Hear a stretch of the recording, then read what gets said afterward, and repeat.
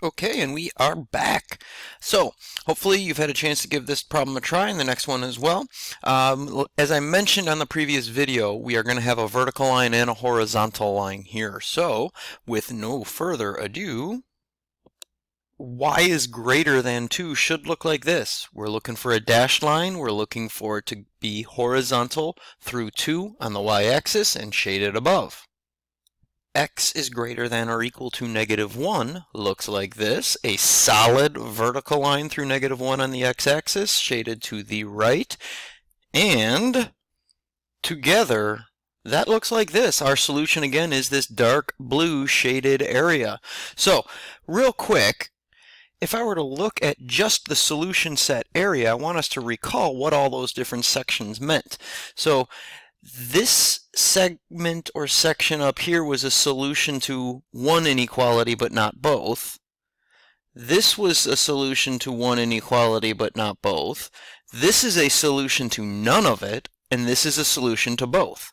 So that means that as I look at ordered pairs in each of these areas, it should give me that kind of a representation. So if I just randomly pick an ordered pair, say I pick this ordered pair, I'm at 1, 2, 3, 4 in my x-coordinate, and my y-coordinate is 6, 7. 4, 7. It's in the solution set area, so it should be a solution. Well, if we think about what that means, is 7 greater than 2? It sure is. And is 4 greater than or equal to -1? It is. That's that section where I actually get 2 smiley faces because it's a solution to both. Okay.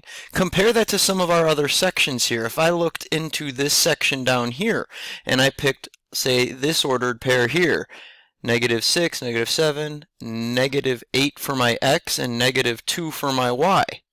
If I check that in my inequalities over here, -8 is not greater than or equal to -1. That's a sad face. And -2 is not greater than 2. That's a sad face. I get 2 sad faces here. And that's okay, and that makes sense because there's no solutions. Okay? And we can do the same thing with my other 2 sections.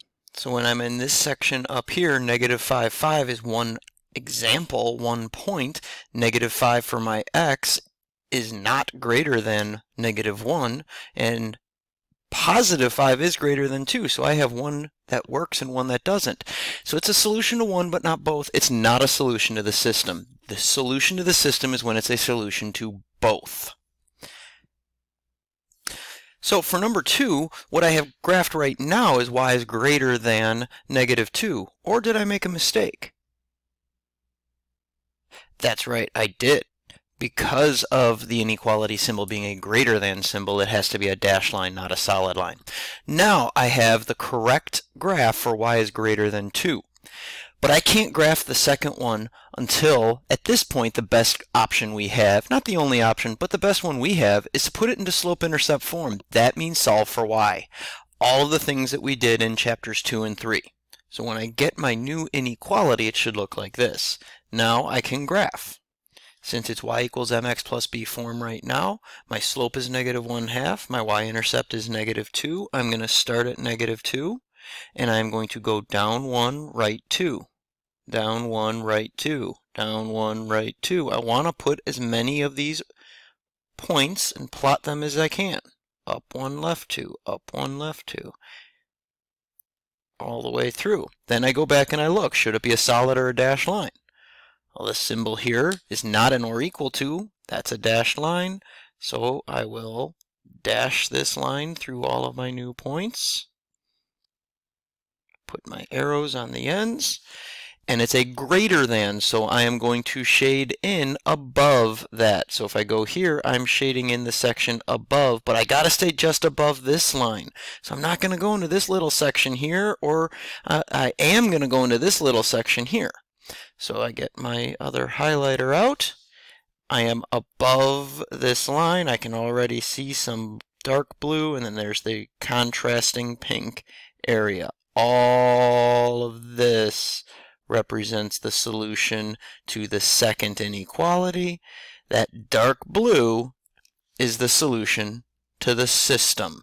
And once again, if we wanted to, if we felt like we needed to, we could start checking some of these ordered pairs. Anything in the dark blue would work in both of these.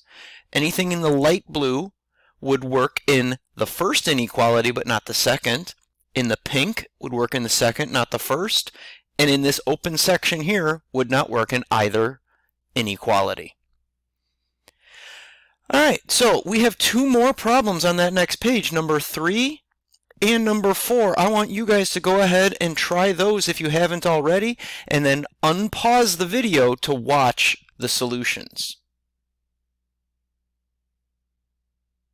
So for number 3, there's a few things that you got to be careful of here. We have to divide by a negative. Make sure you switch your inequality symbol when you divide an inequality by a negative. Okay, both of these are solid lines. For x is less than or equal to -2, we graph it to the left of that vertical line. And for y is now less than or equal to -1/3 x minus 4, we graph below that solid line. Okay. Last, to check points on this, especially when you have fractions in here, sometimes it's easier to pick a point in your feasible graphed shaded region and make sure by using that point. But if it's a fraction as a slope, use a multiple of your denominator. So for example, -6 here should be a solution because it's in that dark blue area, so maybe we double check that. Do notice that I plugged it into my original inequality. That way I'm checking one that I know is an accurate inequality, not one that maybe I made a mistake solving for y. We see that in this case they both do work, so as long as I graphed my inequalities correct, my lines correct, and the boundary lines, I'm in good shape. And for number 4, here's our solution set, and we can see the dark shaded area here, the dark shaded section. I checked 10, 0 as my point. They were both solid lines.